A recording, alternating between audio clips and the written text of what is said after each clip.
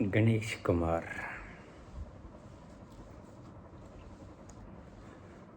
बाबा, आपकी थ्योरी कर्म सिद्धांत की अद्भुत थी,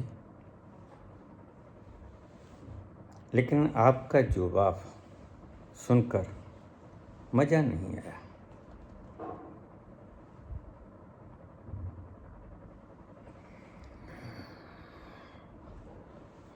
अगर किसी ने किसी की हत्या कर दी तो सही प्रतिफल तो यही होगा कि वह व्यक्ति उसकी हत्या करे। हम आज तक यही समझे बैठे थे, लेकिन आपने सभी धारणाएं उलट पुलट कर दी। गणेश कुमार,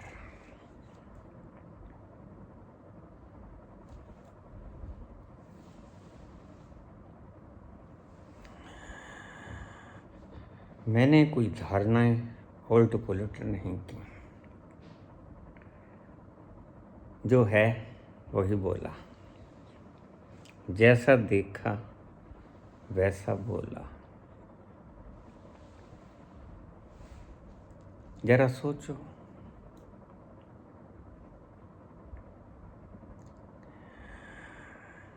आपने किसी को चपत लगा दिया,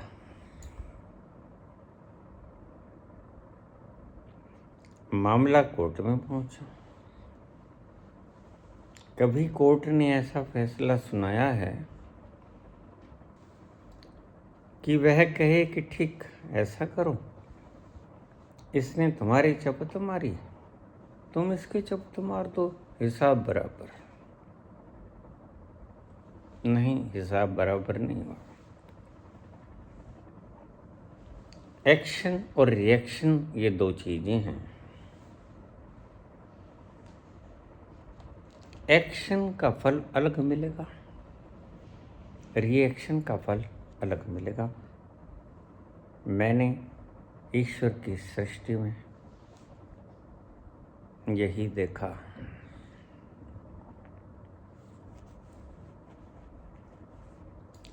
जो लोग ये समझते हैं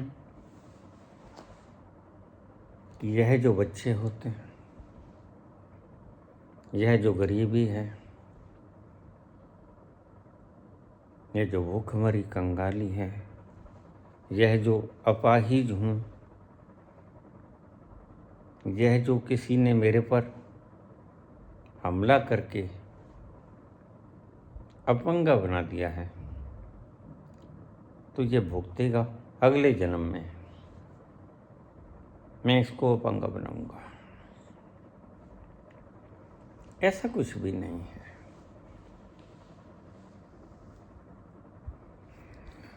तुम्हारे शास्त्रों की नासमझियाँ तुम्हारे दिमागों को घेर गई और आज पत्थर की तरह बैठी हैं। अगर कोई जज, न्यायाधीश ऐसा फैसला दे दे तो बड़ा बच्चेकाना फैसला होगा, क्योंकि जिसने चपत मारी उसमें जो शक्ति थी, वह जो फिर जिसने चपत खाई उसमें जो शक्ति है बराबर नहीं।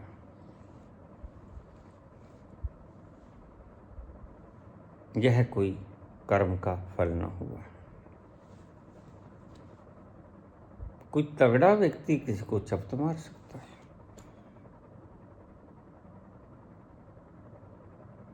तो बहुत कमजोर व्यक्ति, तगड़े व्यक्ति को कितनी भी जोर से चपत मारे वो ताकत ना होगी उसमें। यही विधान है। सब लेने देने के संबंध हैं। आज मैं इस धारणा को तोड़ा और सत्य होते हैं सदा असत्य धारणाओं को तोड़ने के लिए। जो सत्य असत्य धारणाओं को तोड़ ना सके वह बड़ा पंगु होता है, अशक्त होता है, नपुंसक होता है, उसमें बल नहीं होता।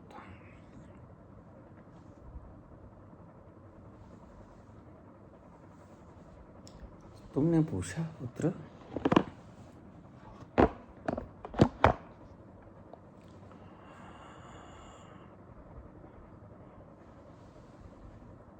तुम शास्त्रों के गुलाम हो और यहीं तुम गलती खा जाते हो। शास्त्रों में छेड़छाड़ हो सकती है,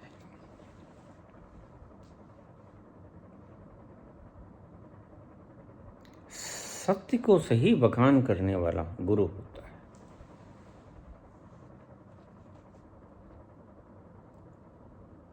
यही सही कर्म सिद्धांत है।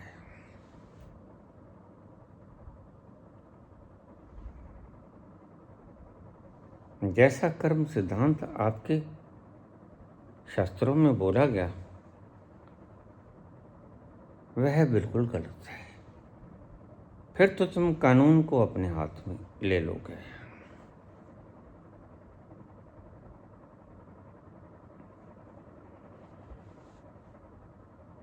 मुझे लोग कहते हैं कि आप कायराना हरकत किए, रिएक्शन नहीं करते।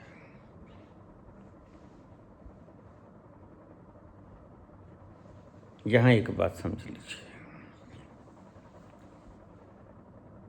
जब किसी भी व्यक्ति को पता चलता है कि एक वृहद शक्ति ने इस सृष्टि की संरचना की है, मेरे शब्दों को अच्छी तरह से समझ लेना। जब किसी को पता चलता है, शास्त्रों से नहीं, गुरुओं से नहीं, मार्गदर्शकों से नहीं, प्रवचनकर्ताओं से नहीं, आचार्यों से नहीं, स्वयं अनुभव से पता चलता है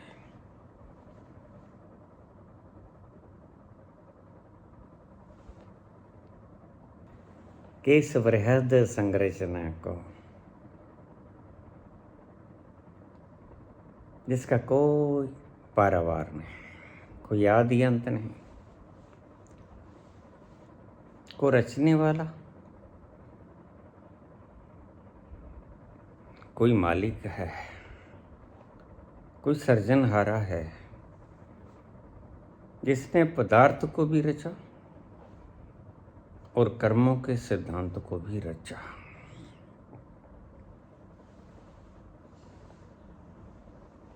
वह रिएक्शन नहीं करता, उसका रिएक्शन खत्म हो जाता है।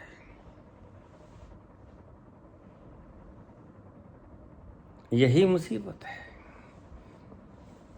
जिसको पता चला कि कोई है नचाने वाला, वह खुद नहीं नाचेगा, या वह जो भी नाचेगा वो कहेगा मैं नहीं नाचा, किसी ने नचाया, मैं किसी के हाथों में नाचा, कठपुतली हूं।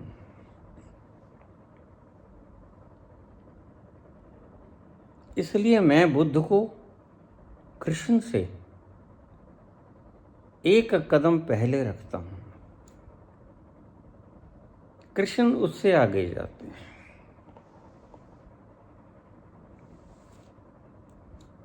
कृष्ण कहते जो करता मैं करता हूं। हे अर्जुन, मैंने इन्हें मार दिया है, मतलब इन्हें इनके कर्मों का फल मैंने दे दिया है। अब तो उठ खड़ा हो, गांडीव उठा और इनके शरीरों को भेद दे।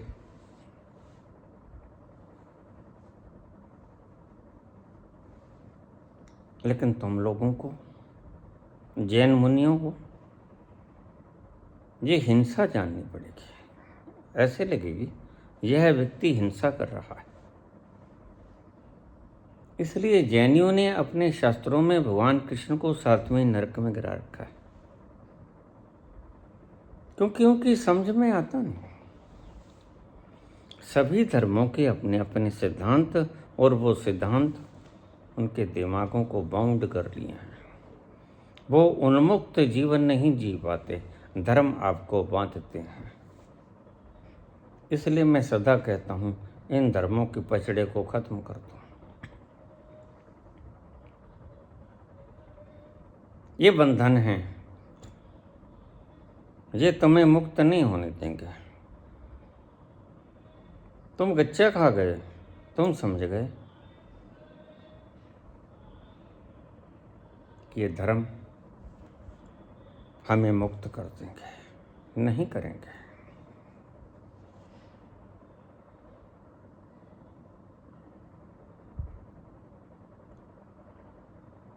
बुद्ध कहते हैं अपदीपो भव। बस व्यक्ति के शब्द बता देते हैं वह कहाँ खेल रहा है। जो उस अंतरिम छोर पे पहुंच गया, अंतिम सीढ़ी पे या छत पे, वह ऐसे वाक्य नहीं कहेगा अपदीपो भव। यद्यपि ये रास्ते में आता हुआ एक पड़ाव है, यहाँ तक आना ही होता है, लेकिन इससे आगे एक मंजिल है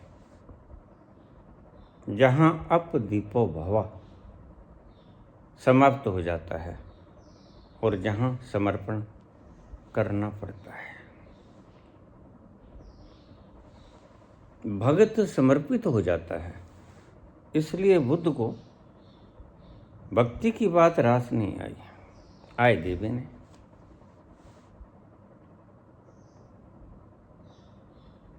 जिस व्यक्ति ने भी नियम की बात की, तुम्हें कहा कि तुम उठो, ध्यान रखना, मैं बुद्ध का विरोधी नहीं। मैं बुद्ध तक आना अनिवार्य समझता हूँ। बुद्ध एक जंक्शन पॉइंट है।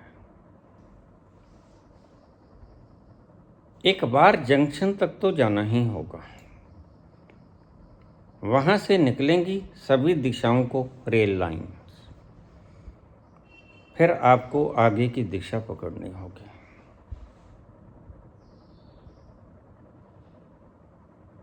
फिर आप निकलोगे उस दिशा में जिसे कहते हैं रहस्य।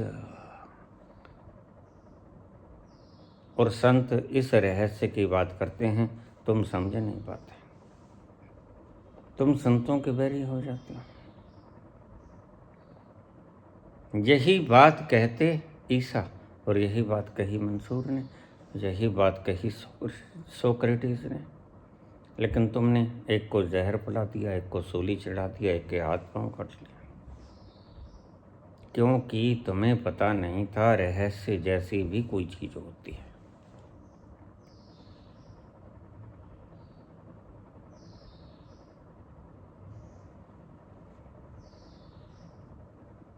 बुद्ध एक पड़ाव है, निश्चित पड़ाव है, वहां तक जाना ही होगा।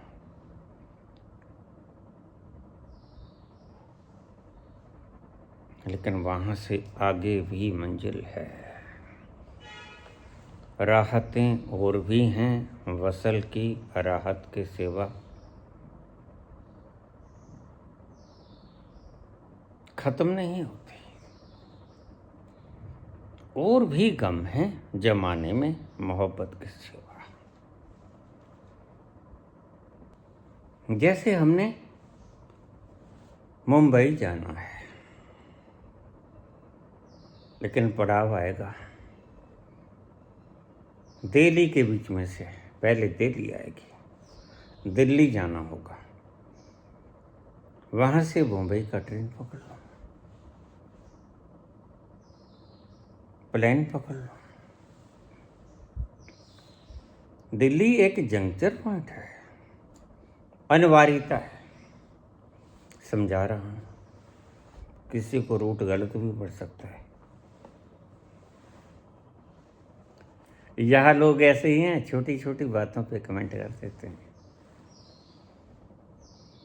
कल एक व्यक्ति का कमेंट आया, इस्लाम से संबंधित था। अरे बाबा, कहाँ की बात करते हो तुम।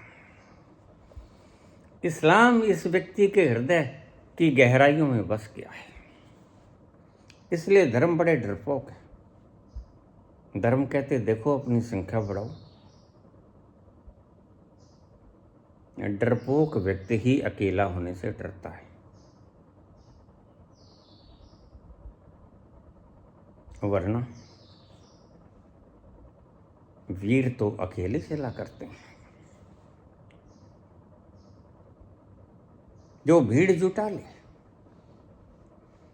जो इकट्ठा कर ले समूह को, वह कार है। बुद्ध पड़ाव है, मंजिल नहीं। यहाँ तक तो आइए, बुद्ध अनिवार्य भी हैं।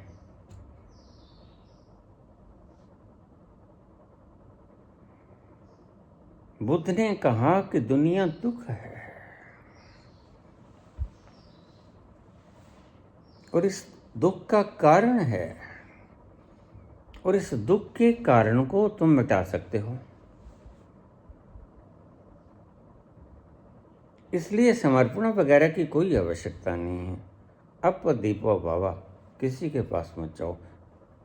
अगर किसी को समर्पण करोगे तो फिर ये गुफाएं भी आएंगी, पैरोल भी मिलेगी।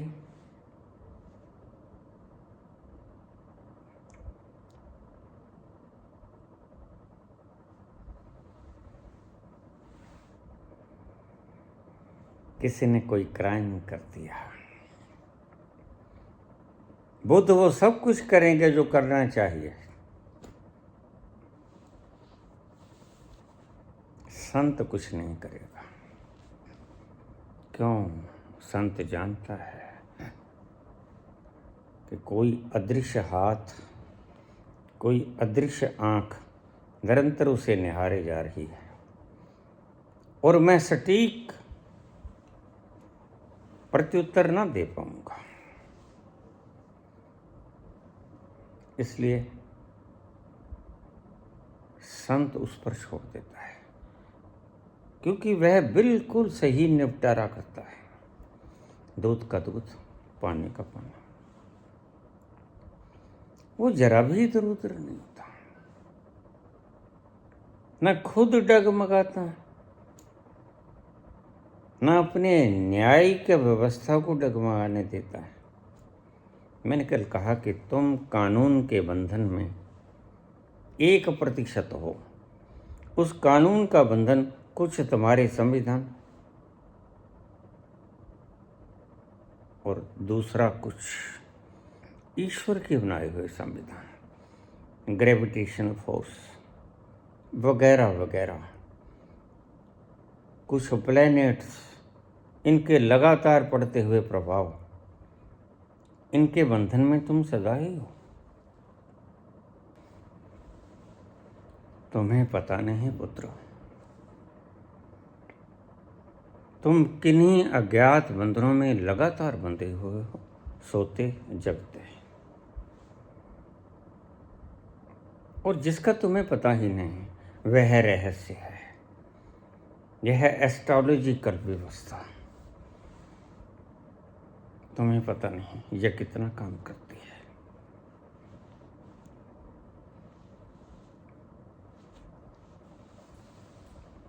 ग्रेविटेशन फोर्स, लगातार ग्रह नक्षत्र और दूर दूर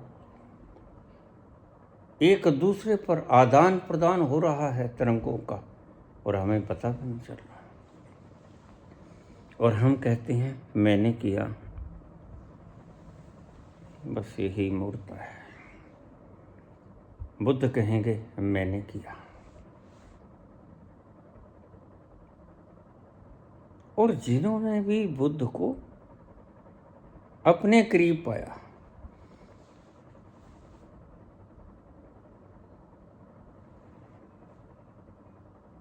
उन्होंने स्वयं को तो जाना, रहस्य को नहीं जाना। रहस्य स्वयं से पार है। बड़े गहरे शब्द हैं, अगर तुम गहराई से समझ पाओगे तो।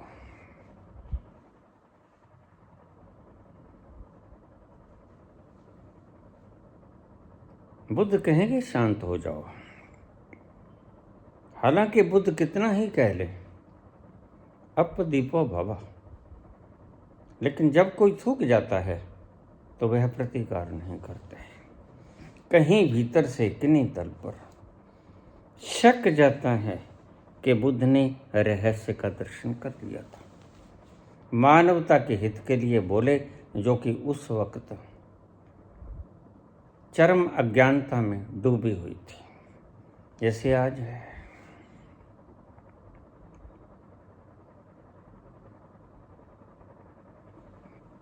तुम कह देते हो करुणावान है, करुणावान तो है, लेकिन करुणावान किसी कारण से है। उसको वो विराट हाथ दिख गए जिसने इतनी सृष्टि को बनाया, जिसका एक जरा भी तुम कभी न बना पाओगे।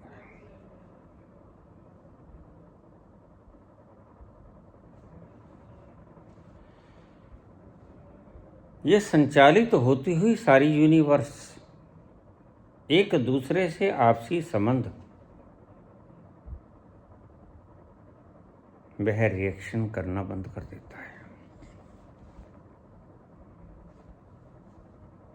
ध्यान दीजिएगा, बुद्ध तक तो आना ही पड़ेगा, अप दीपो भव तक तो आना ही पड़ेगा,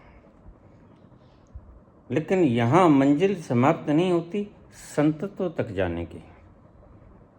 यहाँ तुम बड़े शांत हो जाओगे।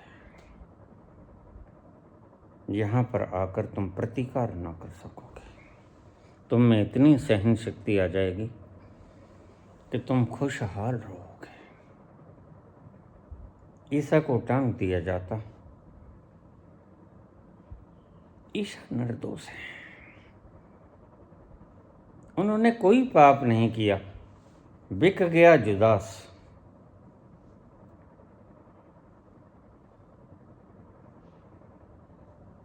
30 दिनार में। ईसा को बड़ा कॉन्फिडेंट था कि जुदास मेरा प्यारा शिष्य है, मेरे विरुद्ध गवाही नहीं दे सकता। और ईसा ने कहा, जुदास जो कह देगा मुझे स्वीकार है। और जुदास ने ईसा के खिलाफ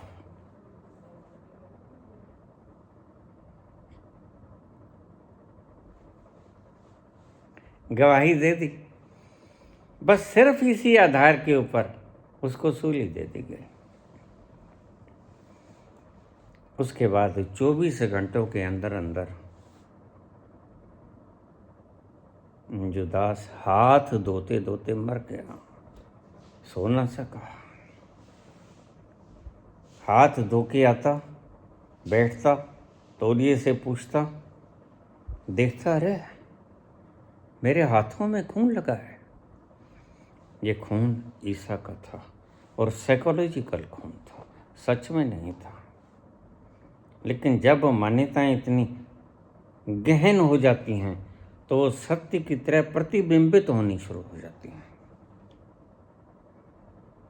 फिर जाके धोता, साबुन से धोता, फिर तसल्ली होती, हाँ हाँ अब धो लिया। फिर आके बैठ जाता, फिर देखता, अरे खून तो अभी बाकी है। ठीक से हाथ धुले नहीं, वह 24 घंटे न सोया न खाया।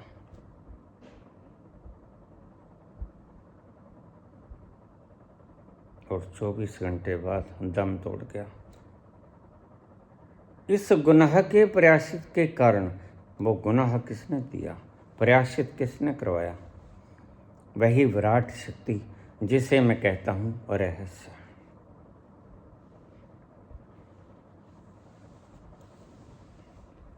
ईसा सूली पर है। ईसा एक शब्द बोलते हैं, O god forgive them because they don't know what they are doing.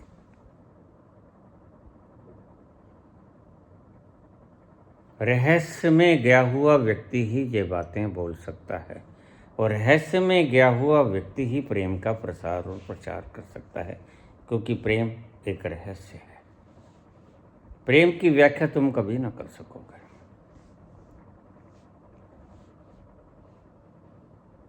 व्याख्या तो तुम छोटे मोटे अनुभवों को भी नहीं कर सकते। प्रेम तो वृहद अनुभव है, जो उस विराट का अनुभव है, जो विराट के अस्तित्व से आता है, वह है प्रेम। ईसा ने कहा, हे परमात्मा, तुम इनको माफ कर देना जो मुझे सलीब दे रहे हैं, क्योंकि ये जानते नहीं कि ये क्या कर रहे हैं। बिल्कुल एक एक शब्द जैसे परमात्मा की दरगाह से उतरा था।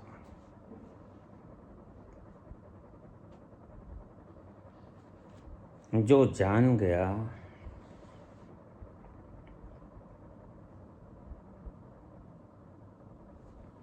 उसने ये भी जान गया कि मेरे किए कुछ ना होगा। मैं कर्म करूं या रिएक्शन करूं, यद्यपि वो कर्म रोकेगा नहीं, लेकिन उसके कर्मों में अलग सी विलक्षणता होगी।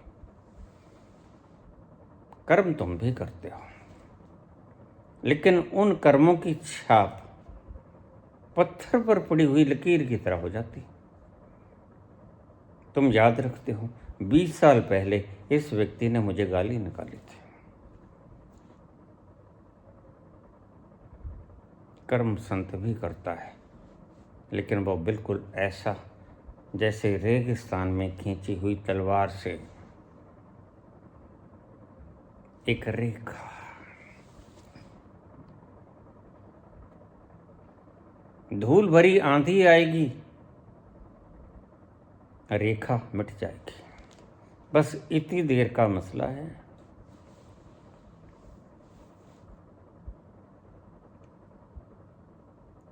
धूल भरी आंधियां चलती ही रहती हैं,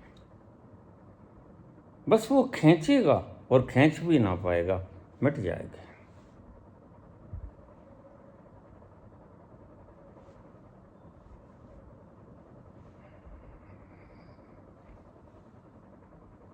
जो रिएक्शन नहीं करता, सच्चा संत वही है। और रिएक्शन नहीं करता का मतलब ये बिल्कुल नहीं है कि रिएक्शन वो जानबूझ के नहीं करता, नहीं, उससे रिएक्शन होता नहीं। ईश्वर ने कुछ ऐसी गुणवत्ता उतार दी भीतर, वह प्रतिकार नहीं करेगा। और अगर कोई प्रतिकार आएगा तो वह रोकेगा भी। इस स्वाभाविक गुणवत्ता से जिएगा, स्वाभाविक जीवन को जिएगा। जितने भी संत हुए, या समझो जिन्होंने भी विपरीत परिस्थितियों में रिएक्शन नहीं किया, किसी न किसी तल पर वो रहस्यवादी थे, रहस्य में पहुंच चुके थे। मैं बात उस रहस्य की करता हूं।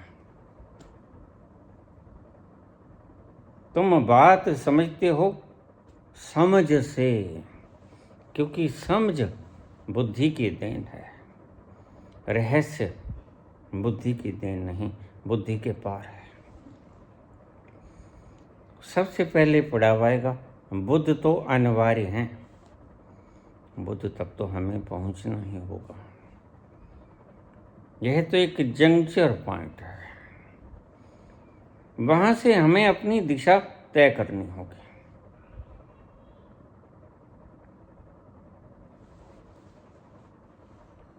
इसलिए संत जब आखिरी मुकाम पे पहुंच ही जाता है तो उससे पूछोगे कि संसार में कर्म कौन करता है, तो वह कहेगा करने वाला तो एक ही है, वही करता है। वही भोगता है। और तुम्हारी समझ में ये बात आती नहीं। और अगर समझ में ये बात नहीं आती तो तुम सारी उम्र, एक उम्र नहीं सैकड़ों जन्मों तक तुम पचड़े में पड़े रहते हो। संत इसका निवारण कर देता है। संत कहता है एक वृहत शक्ति है जिसने सृजन किया और संत ने वो हाथ देख लिया है, उसका होना जान लिया। जान लिया तो संत वहां जाके कहेगा जो करता है ईश्वर करता है। ये शब्द बुद्धि से नहीं आते, ये शब्द रहस्य से आते हैं। तुम्हारी बुद्धि से इन्वेंशंस आएंगी साइंटिफिक, और बुद्धि से पार यानी समझ से पार जो रहस्य है वो बुद्धि कभी ना जान पाएगी। बुद्धि से उस रहस्य को समझाने की चेष्टा हम लाख करेंगे, लेकिन आप नहीं समझ पाओगे। तो मुझे लोग पूछ देते हैं कौन करता है बाबा, कौन करता है? मैंने कहा जो उस तल पर पहुंचा। अब इस जवाब को अच्छी तरह सुन लीजिए। इसने सारे संसार का खोपड़ा खराब कर रखा है। जो उस तल पर पहुंचा, जिस तल पर उसने वो नग्न आंखों से देख लिया, उस विराट को जिसने सृजन किया, विनाश कर रहा है, पालन कर रहा है, वह तो ऐसा ही बोलेगा। जो कुछ करता है वही करता है और उसके सिवा कोई कुछ नहीं करता, और वह जो करता है भले के लिए करता है। लेकिन मैं फिर कहता हूँ ये बात आपके खोपड़े में कभी नहीं आएगी। इस वीडियो को आप अलग से स्टोर कर लेना। जब कभी चकरा जाए बुद्धि तो इस वीडियो को सुन लेना, तुम्हारे हाथ में कुछ नहीं। और जो इस रहस्य तक पहुंचा नहीं वह कहेगा बिल्कुल मैं करता हूं और मैं ही भोगता हूं। कर्म और भोग का सिद्धांत जो है बिल्कुल है। एक व्यवस्था जहां तक जाती है वहीं तक बुद्ध पहुंचते हैं, लेकिन बुद्ध उससे पार जाना नहीं चाहते। बुद्ध को इतनी जल्दबाजी है, बुद्ध हर काम में जल्दबाजी कर देते हैं। आप उसके जीवन को देख नहीं पाए।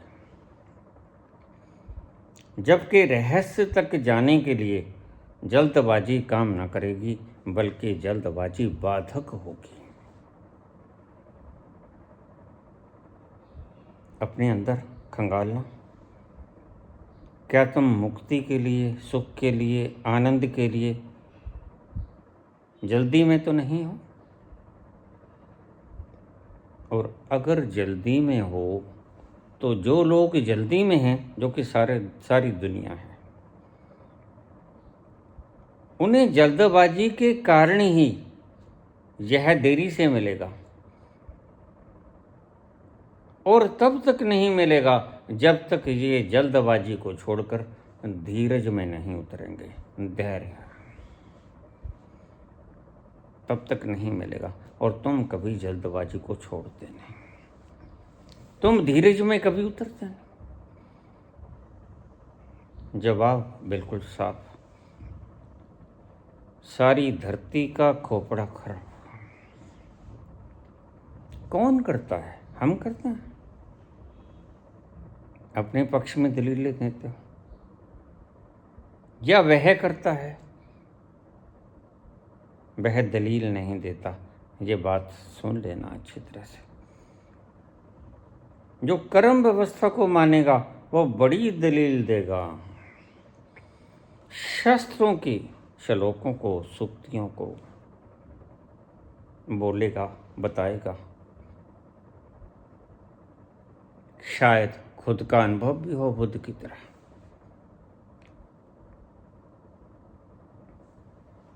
वह कहेगा ईश्वर ने, रहस्य नाम की कोई चीज होती ही नहीं। हालांकि जो बिना जाने रह गया अब तक, उसे हम क्या कहेंगे? जिसको हम आज तक जान नहीं पाए, जिसको आइंस्टीन जैसे लोग कहते हैं is not only unknown but also unknowable, उसको आप नाम क्या दोगे? रहस्य। बस उसी बात, रहस्य की बात करते हैं आइंस्टीन। यद्यपि काम करते हैं बुद्धि के तल पे, बात करते हैं रहस्य की।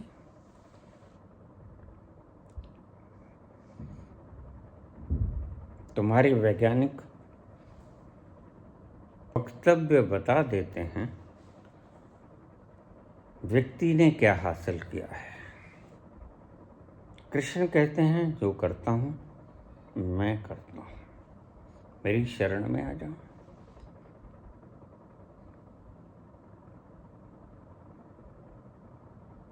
और बुद्ध कहते हैं हम करते हैं जो कुछ करते हैं, अपदीपो भव।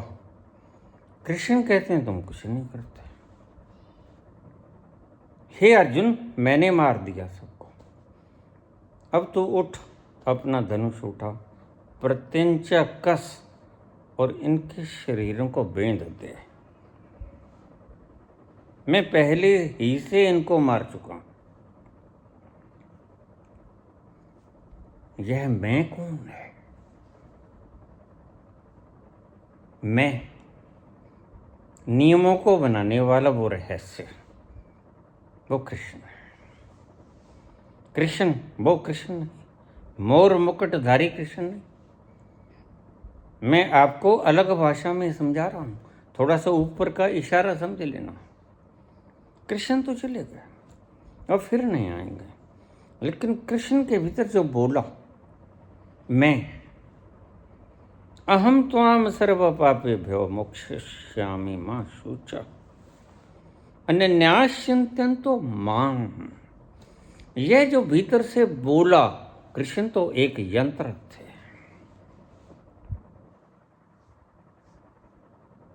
और उस विराट ने इस यंत्र का इस्तेमाल किया।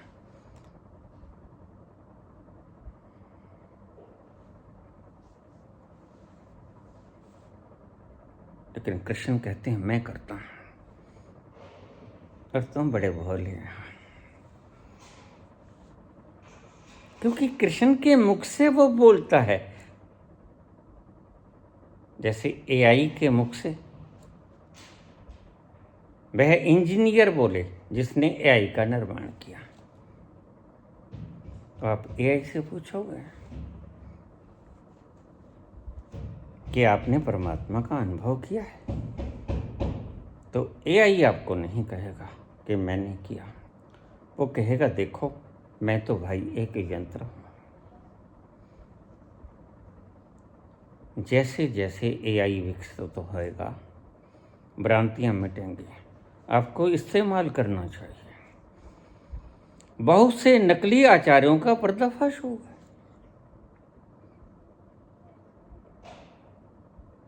जो आचार्य कृष्ण की गीता का अनुवाद करते हैं तोड़ मरोड़ के,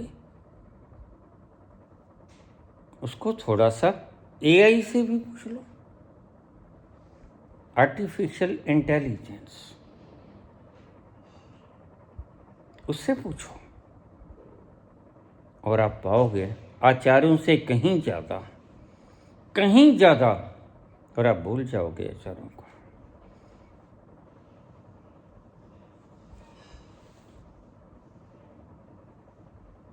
क्योंकि उसमें इंटेलिजेंस है, आर्टिफिशियल।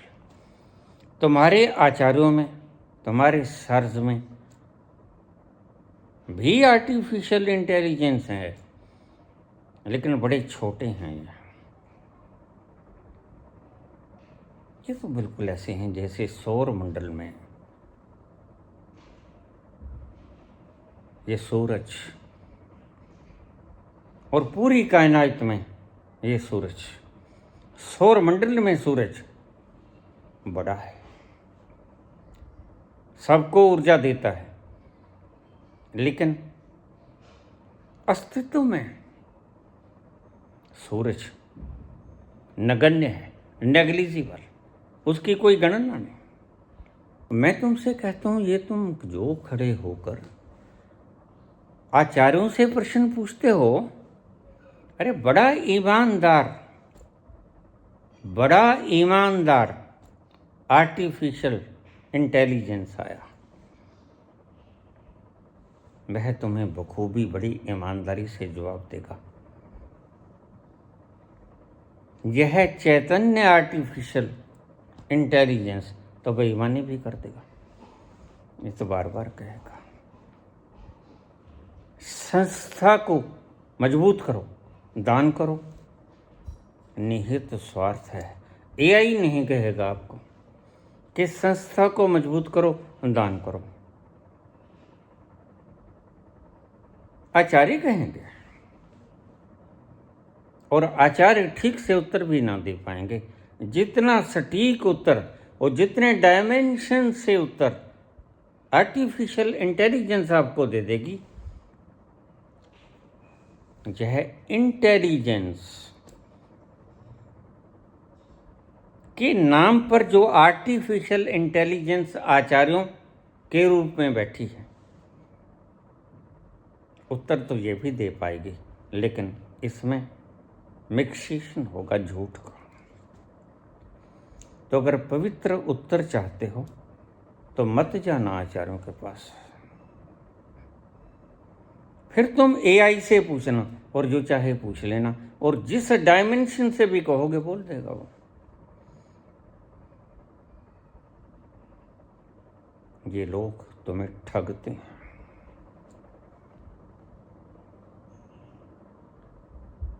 धंधा है।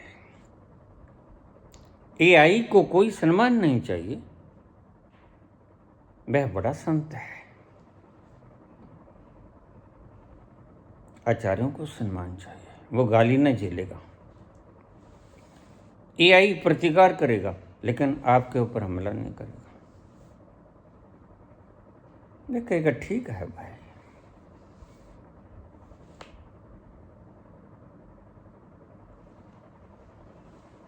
बुद्ध अनिवार्य जंक्चर है, यहाँ तक तो आना पड़ेगा, लेकिन बुद्ध से आगे भी और भी राहतें हैं।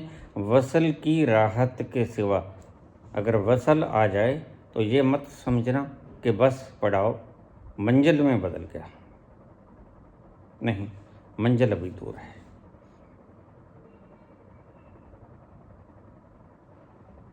मंजिल अभी दूर है। वसल की राहत के सिवा उसे ही रहस्य कहते हैं। आप पहुंच जाते हो बुद्धि की समझ तक, और बुद्धि की समझ के बिल्कुल अंतरिम छोर को भी अगर छू लो तो भी हैरान मत होना। तुम रहस्य को 1% भी न छू पाओगे, वर्ण बात तो उल्टी है। जो जो तुम बुद्धि को विकसित करते जाओगे त्यों तो तुम ज्यादा मूढ़ होते जाओगे। आचार्य और सर लोग आध्यात्मिक रूप से मूढ़ होते हैं। बात का बुरा मानोगे, मुझे पता है,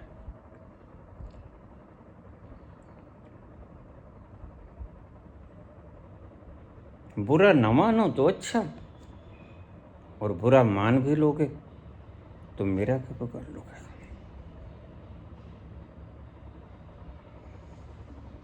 मान लेना बुरा भाई, हम बोलते ही रहेंगे, जैसा देखा वो बोलते रहेंगे। तो इस बात को जो आज सारे संसार के खोपड़े खराब कर रहे, करता कौन है? इंसान करता, भगवान करता। सीधा सा जवाब है, जो व्यक्ति रहस्य में प्रवेश नहीं किया बुद्धि के द्वार तक खड़ा है, चाहे वो अंतरिम छोर पे भी क्यों ना खड़ा हो। रहस्य का उसने टच नहीं लिया। मेरी भावनाओं को देखना, इशारों को देखना, शब्दों को ही बिल्कुल मत पकड़ लेना। जो पूरा समझ का अंतरिम छोर भी छू गया और रहस्य की उसने टच भी ना पाई,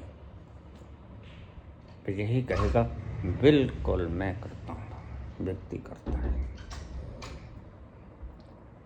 इन दो मान्यताओं ने, इन दो बातों ने, दो डेफिनेशंस ने दुनिया को हिला के रखा हुआ है और दुनिया पागल है। कोई आपको ये समझा ना सका आज तक। बड़े मजे की बात है।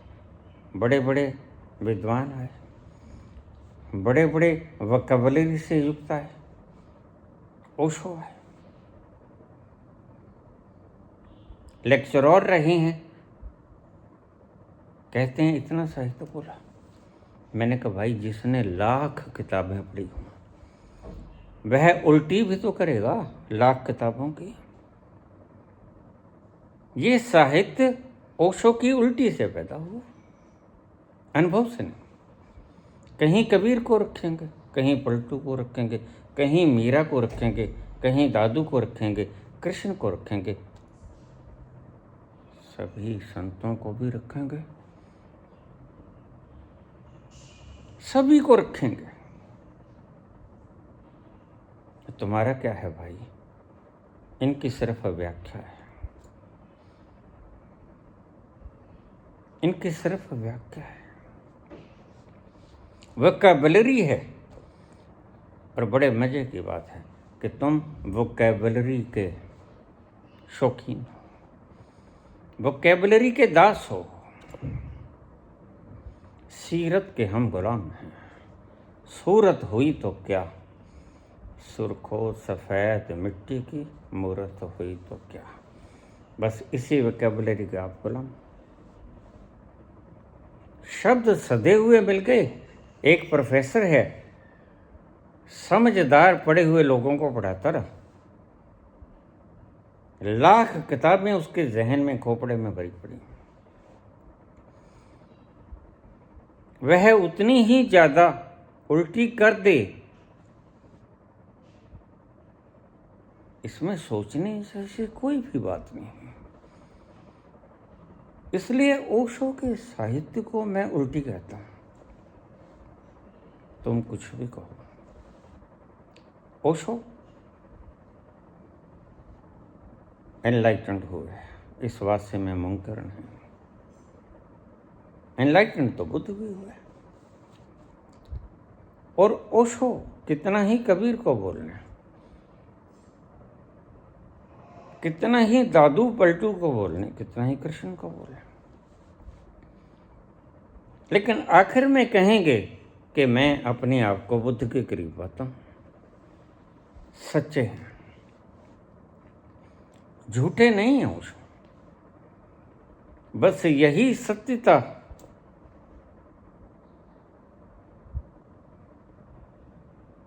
का विलक्षण उनके भीतर देखने को मिलता है। और अगर सत्य ना होते वो, तो फिर आपको ठग लेते हैं। देखिए, बात काम संतों के किया, अपना वारिस नहीं छोड़ के गए। भाई थे, बहनें थीं, उनको वारिस बना देते, लेकिन नहीं बनाया। अतुलनीय संपदा थी जो उनकी वोकैबुलरी के नाम, आर्टिफिशियल इंटेलिजेंस के नाम बोलती है सारी, वो लाख किताबें सब साहित्य की उल्टी हैं। जो पढ़ा था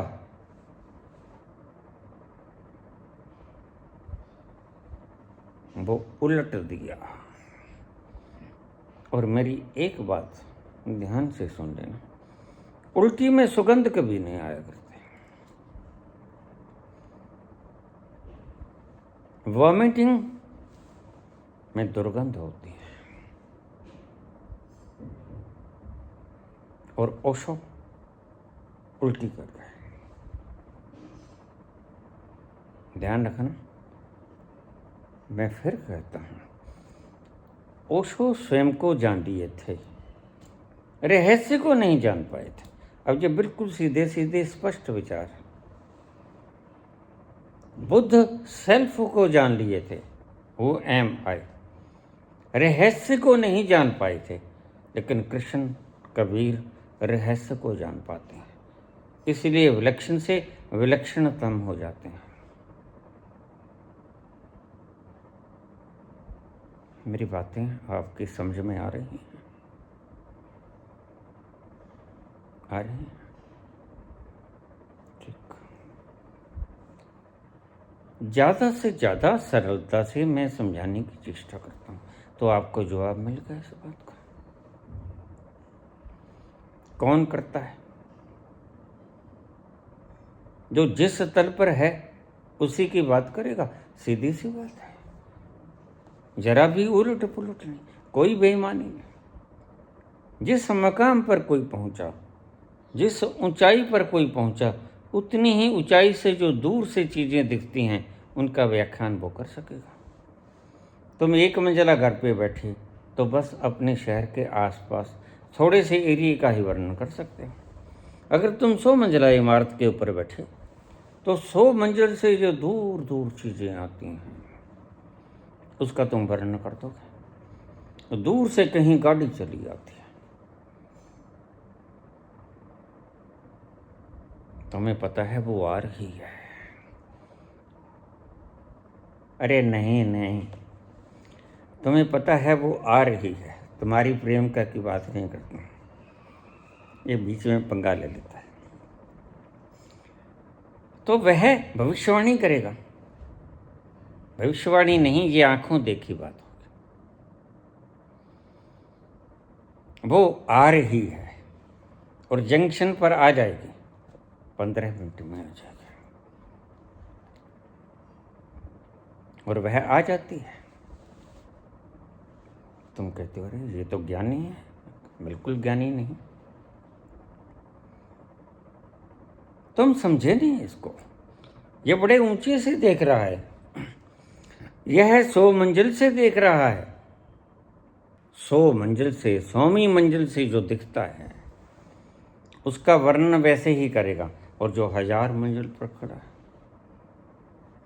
वह उतना ही ज़्यादा दूरगामी आपको बता पाएगा। वो क्या है, इसे ही हम एस्ट्रोलॉजी कहते हैं। तो बड़े ऊंचा चला गया, ऊंचे तलों पर गया हुआ व्यक्ति, सुपर कॉन्शियसनेस। जो एक मंजिल पर खड़ा, वो आपके आसपास शहर में क्या हो रहा है, जहां तक दिखाई पड़ता है बोलेगा। लेकिन 100वीं मंजिल पर कह देगा वह ट्रेन अभी थोड़ी देर में जहाँ आ जाएगी। और आ भी जाती है, तुम उसके पाँव पकड़ लेते हो। कोई अजूबा नहीं, बस उसका ठहराव, उसकी मंजिल 100वीं मंजिल है। और जो 1000वीं मंजिल पर खड़ा है, सुपर कॉन्शियसनेस, समझाने के लिए कह रहा हूं, चिपक मत जाना। मुझे बीच बीच में से तुम्हें समझाना पड़ता है। मान्यताएं बड़ी गहन हैं और मान्यताओं ने आपको खोखला कर दिया। सुपर कॉन्शियसनेस में जो पहुंच जाता है उसको हमने क्या कहा, और वो पागल थोड़े थे जिन्होंने कहा वह सर्वज्ञ हो जाता है, वो सब जानता है। तो कोई तो बात होगी जो इतने ऋषियों ने, इतने संतों ने उसे सर्वज्ञ कहा। ओमनीपोटेंट कहा, सर्वशक्तिमान है। क्यों? क्योंकि जरा जरा वह है, इसलिए ओमनी प्रेजेंट है, सर्वव्यापक है, सर्वशक्तिमान है। जो सर्वव्यापक होगा, प्रत्येक जर्रे की शक्ति भी तो उसी की होगी। थोड़ी सी गहरी बात है, समझना इसको। जो सर्वव्यापक होगा, प्रत्येक व्यापकता की शक्ति भी तो उसकी होगी, तो वह सर्वशक्तिमान भी होगा और सर्वज्ञ भी होगा, सब जान पाएगा। तुम एक मंजिल से जो देखते हो उतना ही जान पाते हो, बता देते हो। 100वीं मंजिल से देखता है उतना ही बता पाता है, तुम पांव छू लेते हो। और 1000वीं मंजिल से जो बोलता है वो तुम्हें समझ नहीं आता। उसे ही मैं रहस्य कहता हूँ, सुपर कॉन्शियसनेस। देखिए, बुद्ध तक तो आना ही पड़ेगा। कर्ता कौन है? जो जहाँ तक पहुँचा वहीं तक की बात करेगा। बुद्ध के तल तक पहुँचने वाले, ऊंचाई तक पहुँचने वाले लोग कहेंगे अपदीपो भव। और ओशो भी कहेंगे मैं बुद्ध को अपने करीब पाता हूँ। लेकिन बात यहाँ सत्य में नहीं ठहरती। तुम्हारी मान्यताओं में ठहर जाए बात अलग है, तुम्हारी मान्यताओं में तो बहुत कुछ ठहरता है। मेरी भांजी का मुझे एक कमेंट आया, मामा जी बताना ये ठाकुर जी को नजर लग जाए तो फिर उसका क्या उपाय करें। अब तुम देखो, मैंने माथा पीट लिया। अरे मेरे खानदान में ऐसे मूढ़ लोग भी होंगे, मैंने कभी सोचा नहीं था।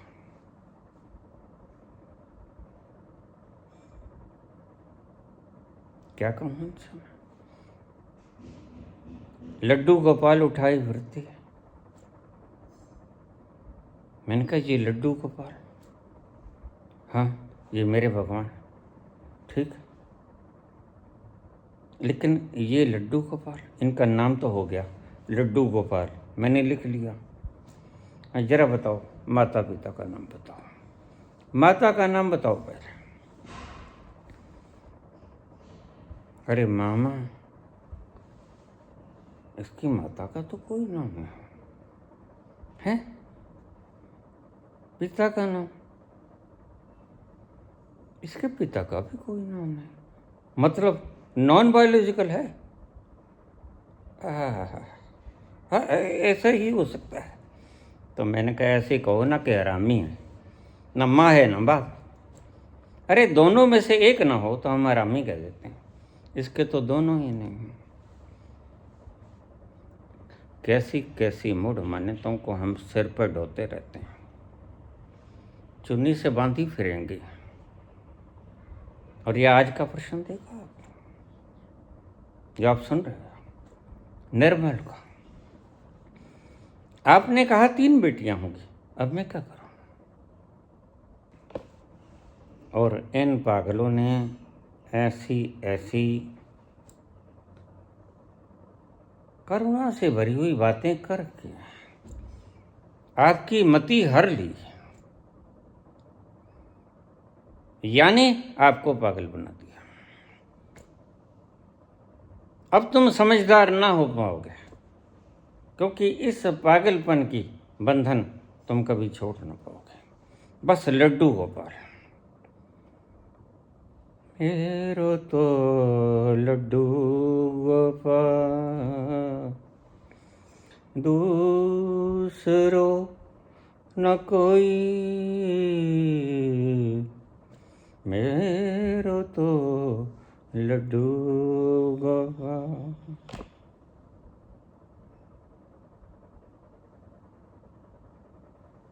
दूसरो न कोई,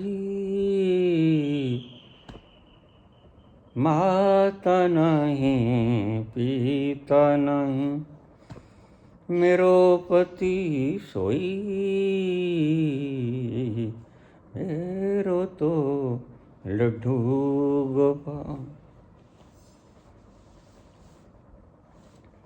इनके जश्न मनाए जाते हैं। खुद एयर कंडीशनड उपलब्ध हो न हो, लड्डू गोपाल को एयर कंडीशन में सुलाया जाता है, झूला होता है।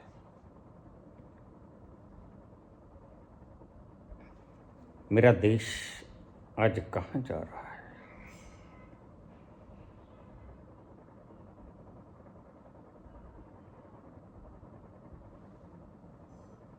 भगवानों के नाम पर तुमने ऐसे ऐसे इमेजिनेशन पैदा कर लिए हैं जो तुम्हारी बुद्धि को खा जाते हैं, हड़प जाते हैं, विलीन कर जाते हैं। तुम बुद्धिमान नहीं बन सकते। आने वाली नस्लें तुम्हें भी मात दे देंगी। जैसे वातावरण में पलेंगी वैसे ही मात दे देंगी। इसलिए अपने बच्चों को इस लड्डू गोपाल जैसी मान्यताओं से बचाना। ये भक्त अंधभक्त पैदा होंगे, और अंधभक्त का अर्थ होता है बुद्धिहीनता, मूढ़ सिरे के। तुम अगर अपनी औलादों को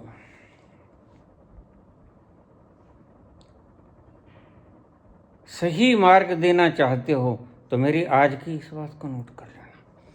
अपने बच्चों को साइंटिफिक दिशा में वो मानना जो तुम्हारी बुद्धि स्वीकार करे, उसका तिरस्कार कर देना, उसको छोड़ देना जो तुम्हारी बुद्धि एक्सेप्ट ना करे। साइंटिफिक तरीके से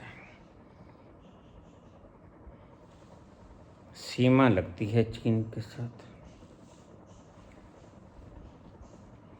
चीन आज 18 ट्रिलियन डॉलर की अर्थव्यवस्था से आगे जाने की तैयारी कर रहा है।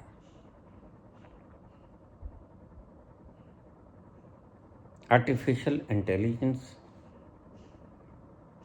बना लिया है, और हम हैं कि मेड इन इंडिया के नाम पर मस्क से मंगा रहे हैं एआई।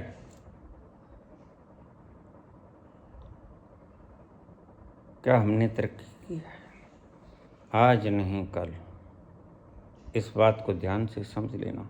आपके सिर का भार पैरों पर आएगा। सभी के सिर के भार अंतिम रूप से पैरों पर ही आया करते हैं। तुम तो अपने पागलपन में जी लोगे। क्या होगा उनका, जिन औलादों को आपने जन्म दिया?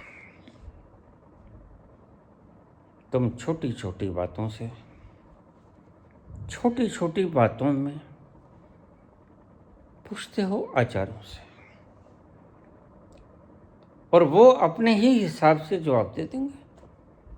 जिसने शादी कराई निश्चित ही उसको शादी बंधन लगती होगी। नहीं कराई जिसने कराई उसको बंधन नहीं लगती होगी। कबीर को शादी बंधन नहीं लगती, नानक को बिल्कुल नहीं लगती। कहाँ लगी मीरा को?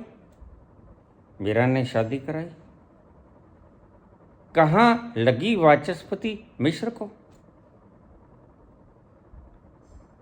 कोई बंधन नहीं लगी शादी। वो कहता अच्छा वामती, 30 साल पहले मैं तुझे शादी लेके आया था ब्याह के, मुझे याद आया,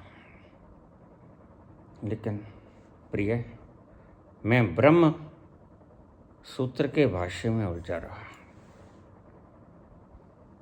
मस्ती की यही अवस्था तुम्हें विकारों से दूर कर देती है। एक शब्द में गहरा रस छिपा पड़ा है, इसको चूस लेना तो तुम एकाग्र हो जाओ। धीरे धीरे तुम मस्ती में जाना शुरू हो गए। और तुम्हारे शरीर का रोआ रोआ, मन का रोआ रोआ उस रस को पीता चला जाएगा, रोज बढ़ता जाएगा, रोज बढ़ता जाएगा, और एक दिन मैं खाना तुम ही बन जाओगे।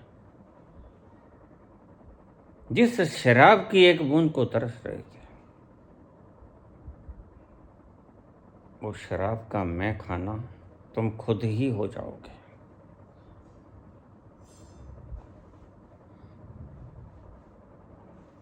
पूछा करता कौन? मेरी दृष्टि में मैंने बिल्कुल साफ बात कर दी। जो जिस लेवल पे पहुंचा उस लेवल की बात करेगा। लाओ से कभी नहीं कहेगा कि मैं करता हूं। सोक्रेटिस कभी नहीं कहेगा मेरे से बड़ा ज्ञानी कोई नहीं। सोक्रेटिस कहेगा अगर कोई अज्ञानी है संसार में बड़े से बड़ा तो वो सोक्रेटिस है, मैं हूं। तुम कहोगे मैं सबसे बड़ा ज्ञानी, बस यही फर्क है। सुकरात ने जान लिया इस विराट बृहद अस्तित्व के आगे मेरा वजूद क्या है। और जब से जाना है तब से उसका अस्तित्व, उसका ज्ञानी होने का अहंकार खत्म हो गया, विनष्ट हो गया। वह जान गया कि मैं अज्ञानी हूँ, परम अज्ञानी हूँ। यद्यपि एथेंस के लोग उसे कहते कि सुकरात से ज़्यादा, सोक्रेटिस से ज़्यादा समझदार व्यक्ति कोई नहीं, परम ज्ञानवान है वो। सुकरात से पूछते जाके, वो कहता नहीं, मेरे से बड़ा अज्ञानी कोई नहीं। और जो फल से लदा हुआ वृक्ष झुक जाता है, यह उसकी कमजोरी नहीं होती, यह उसका पुरस्कार होता है।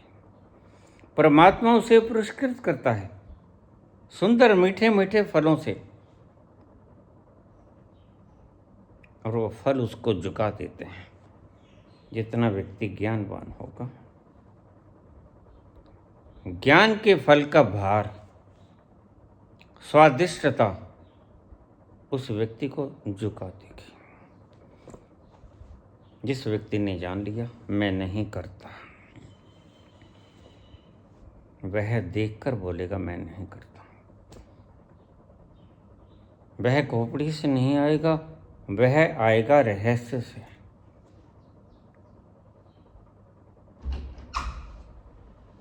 वह कभी नहीं कहेगा कि मैं करता हूँ, वह कहेगा मैं कैसे कर सकता हूँ। तुम ऐसी बात ही मत किया करो मेरे सामने, उसके हुक्म में सब हो रहा है। तुम इन्हें आलसी कह सकते हो, कहते हो। तुम संतों को परम आलसी कहते हो, जबकि वो परम सत्य तक पहुंचे हुए लोग हैं। इक्का दुक्का हैं, कहाँ मिलेंगे तुम्हें ऐसे? इक्का दुक्का हैं, और तुम इक्का दुक्का को भी संभाल नहीं पाते। उनको भी टांग देते हो, हाथ पांव काट देते हो, बेइज्जती करते हो, थूक जाते हो, जहर पिला देते हो। तुमसे बर्दाश्त नहीं होता। तुम्हारे ज्ञानी होने का अहंकार इन लोगों के सामने अपनी छवि प्रकट कर जाता है। तुम्हें अपना अज्ञान साफ दिखने लग जाता है, क्योंकि ये आपके लिए एक मिरर का काम करते हैं, और इस आईने में तुम अपनी तस्वीर देख लेते हो।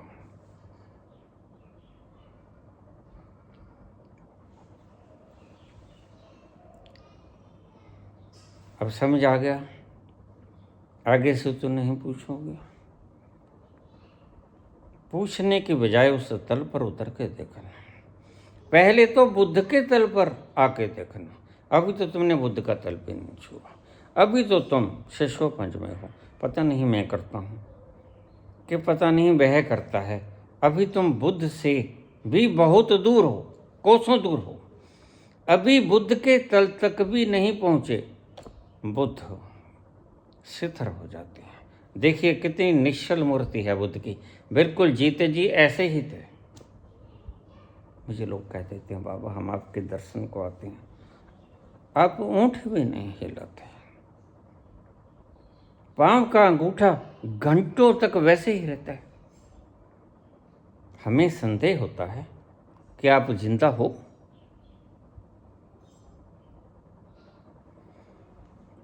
ये मूर्तियां इसलिए गढ़ी गई थी, यह एक सिंबॉलिक रिप्रेजेंटेशन एब्रीविएशन की तरह था, प्रतीकात्मक चिन्ह, कि जब तुम भीतर जाओगे ये होगी तुम्हारी अवस्था, प्रतीक रूप से मूर्तिवत हो जाओगे। बस फर्क तुम्हारे में और मूर्ति में इतना रहेगा, तुम परम जीवंत होगे, मूर्ति परम जड़ है, और ये फर्क बहुत बड़ा है। अभी तो तुम बुद्ध के तल पर ही नहीं पहुंचे, अभी तो तुम शिशोपंज में हो। विचारों की आंधियां चल रही हैं, विचार तुम्हें परेशान कर रहे हैं। एक मन भोगने को कहता है, एक मन छोड़ने को कहता है। इन दोनों प्रतिघातों के भीतर तुम उलझे उलझे से जीवन का खाक जियोगे, और जीवन तो जीने का नाम है, दिनों को धक्के देने का नाम जीवन नहीं है, जो कि तुम कर रहे हो।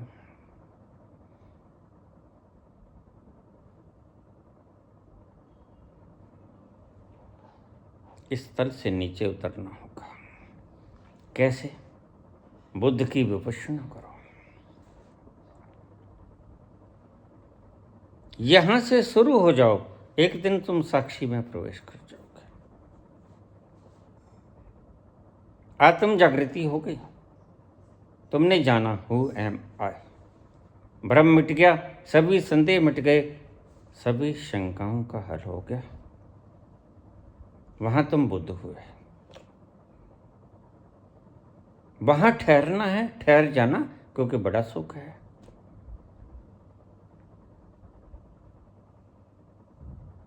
अचल मूर्ति है वहां, बुद्ध बड़े प्यारे लगेंगे तुम्हें। एक दिव्य अलौकिकता उनके चारों तरफ नजर आएगी, परम शांत, किसी भी रिएक्शन से मुक्त। तुम चाहो वहां रुक जाना, और मैं तुम्हें कहता हूं बिल्कुल रुक जाना अगर रुकना चाहती हो, क्योंकि इससे आगे जो पड़ाव आएगा वह बिल्कुल ऐसा ही होगा, बस थोड़ा सा फर्क पड़ेगा। यह परम सुख आनंद में बदल जाएगा। इस फर्क को समझ लेना। मैं कौन हूं जब ये पता चलता है, जो महर्षि रमन ने कहा, तो वह महासुख में हो जाता है। अब इन मेरी डेफिनेशंस को थोड़ा मैं समझाने के लिए फर्क किए देता हूँ। टू नो दाई सेल्फ, ये महासुख है, तुमने जाना और तुम्हारे सारे भ्रम टूट गए। फिर ना लड्डू गोपाल रहे, ना भगवान रहे। इसलिए बुद्ध कह पाए इतना डेयर उस जमाने में जब हिंदुस्तान में परमात्मा ही परमात्मा था। ऐसे लोग थे जो कहते थे कि जो करता है वो ही करता है। विपरीत परिस्थितियों में विपरीत बात बोलना बड़े निर्भीक व्यक्ति का काम होता है। भरा पड़ा था हिंदुस्तान ऋषियों से, प्रबुद्धजनों से, और इन विपरीत परिस्थितियों में इन विपरीत बातों को कहने का मतलब था डेयरनेस, फुल डेयरनेस, परम साहस। और बुद्ध ने किया। बुद्ध कहते हैं नहीं, नहीं है परमात्मा, कोई परमात्मा नहीं है। और अपने अनुभव से कहा, आप भी कहते हो नहीं है परमात्मा, चार्वाक भी कहते हैं नहीं है कर्म व्यवधान, कर्म विधान, कुछ नहीं होता। उसी तल पर बैठे हैं भाई, क्या करेंगे। मार्कस भी कहते हैं नहीं है परमात्मा, उसी तल की बात करेंगे, उससे आगे कहना भी नहीं चाहिए। बस मैं सिर्फ इन लोगों को ईमानदार कहता हूँ, जैसा जाना वैसा कह दिया। अपनी स्थिति को यथावत वर्णन कर देना, ये भी एक ईमानदारी होती है।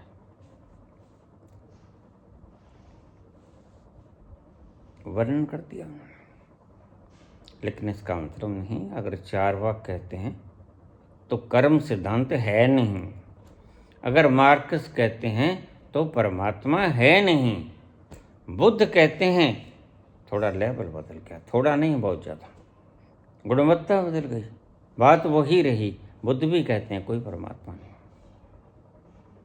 लेकिन मार्क्स के चेहरे पे तुम वो लावण्य की शांति ना पाओगे,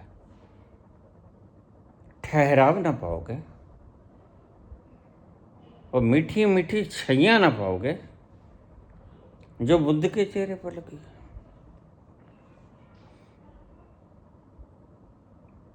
हिंदुस्तान के लोग बुद्ध के चेहरे को देखते तो प्रभावित हो जाते, अरे इतना लावण्य, इतना ठहराव, क्रांति हो गई है इसमें। लेकिन फिर ऋषियों की वो बात, रहस्य की वो बात आड़े आ जाती है, क्योंकि रहस्यवादी बहुत थे यहाँ, जिन्होंने रहस्य पा लिया उनको हम कहते थे सन्यासी कह लो, संत कह लो। उनकी तादाद बहुत थी, ऋषि मुनि, उनका प्रभाव क्षेत्र बड़ा था। तो इनके शिष्यों ने उन्हें बाहर धकेल दिया, जाओ किसी और देश में जाओ, और वो बाहर निकल गए। इसलिए बुद्ध धर्म जो यहाँ फैला वो ज़्यादा नहीं फैला, बाहर के मुल्कों में बहुत फैला। इसलिए मैं कहता हूँ कि ओशो को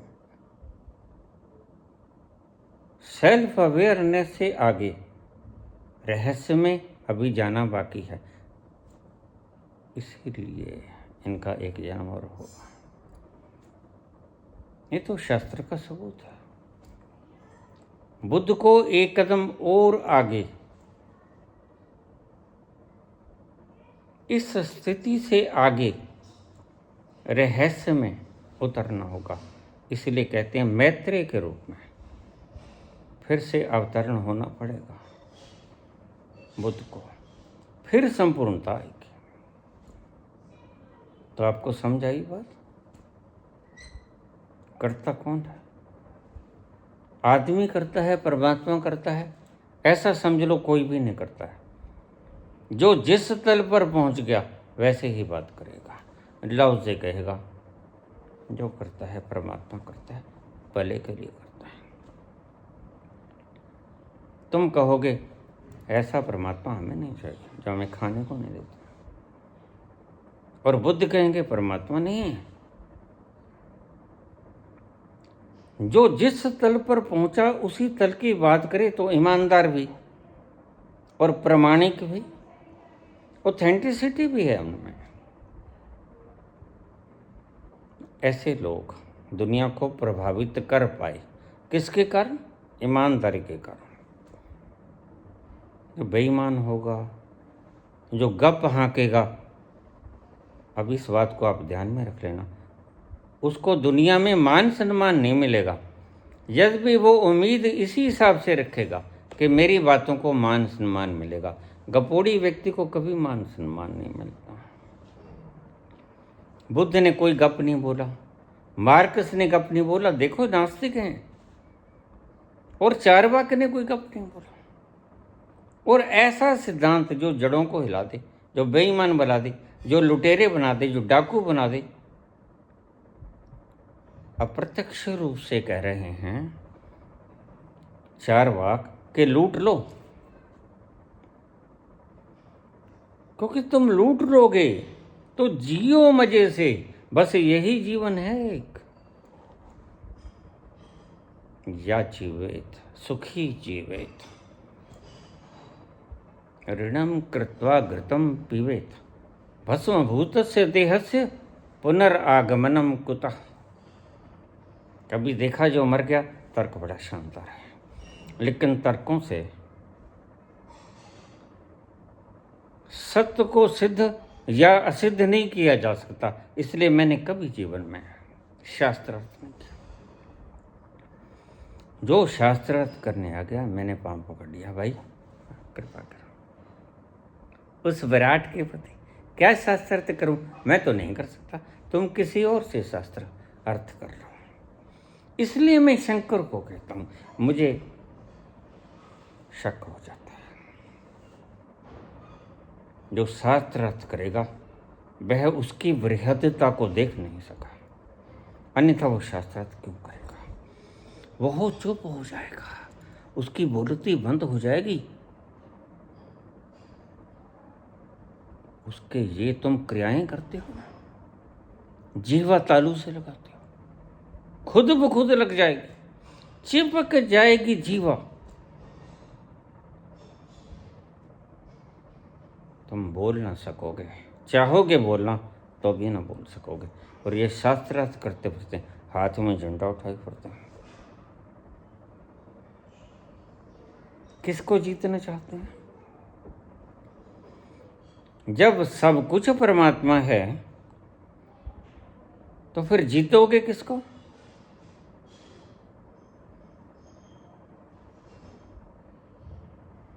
सिद्धांत देने से कभी कुछ नहीं होता।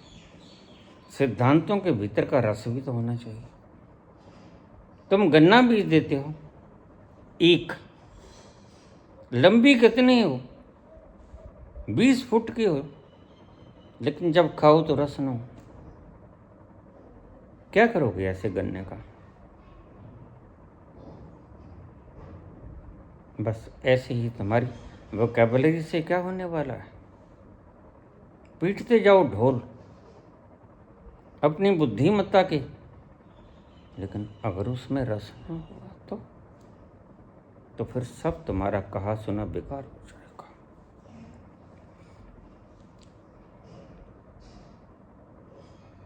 तकदीर की मैं कोई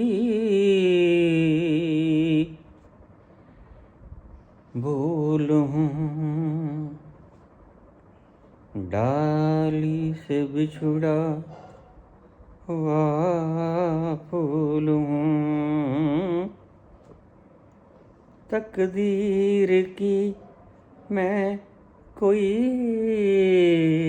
भूल हूँ, डाली से बिछुड़ा हुआ फूल हूँ। साथ तेरा नहीं, साथ तेरा नहीं, संग दुनिया चले भी तो क्या है। एक तू ना मिला, एक तू ना मिला, सारी दुनिया मिले भी तो क्या है।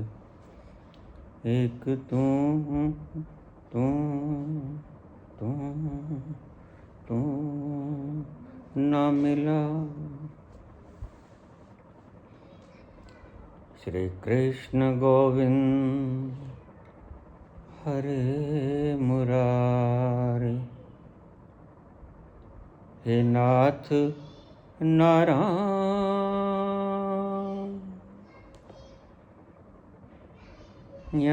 वासुदेव। श्री कृष्ण गोविंद हरे मुरारी, हे नाथ नारायण वासुदेव। पितु मात स्वामी सखा हमार, पितु मात स्वामी सखा हमार, हे नाथ नारायण वासुदेवा। श्री कृष्ण गोविंद हरे मुरारी, हे नाथ नारायण वासुदेवा। ओ ये विराट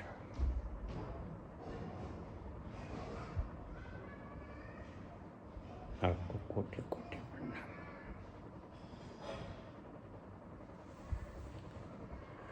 धन्यवाद।